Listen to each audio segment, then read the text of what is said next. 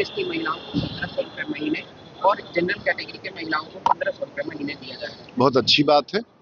अपने खजाने से कोई अगर सरकार पैसे बांटना चाहती है तो उसमें अपने घोषणा पत्र में अगर किसी ने कोई विषय रखा है तो उस पर तो कोई टिप्पणी नहीं है।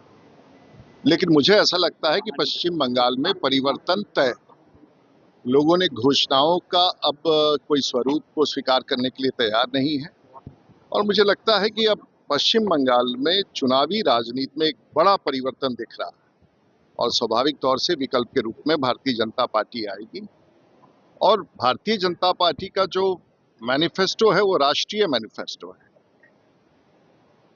पश्चिम बंगाल सरकार भारत सरकार के बहुत सारी बड़ी योजनाओं से वंचित रह जाती है और इसके पीछे मुख्य कारण है राज्य सरकार का अलग थलग पड़ना।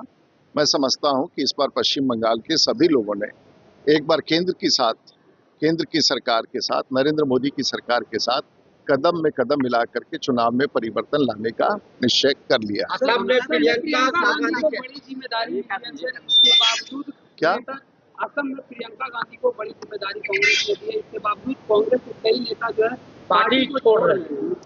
पता नहीं किसको बड़ी जिम्मेदारी आप लोग कहते हैं।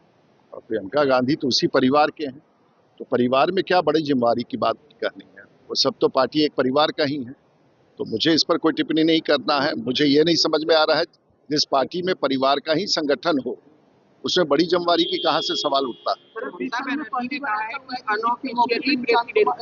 नीतीश कुमार गांधी नहीं पहुंचे, क्या लगता है? देखिए कई जगह के लोग सवाल खड़ा कर रहे हैं। नहीं, राजद के लोगों के पास अब सवाल खड़ा करने के लिए कोई तथ्य नहीं रह गया है।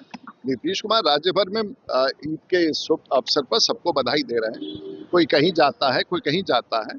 ये मुझे नहीं समझ में आता आरजेडी को प्रॉब्लम क्या है। पहले अपनी राजनीतिक स्थिति ठीक करे, उसके बाद बाकियों पर टिप्पणी करें।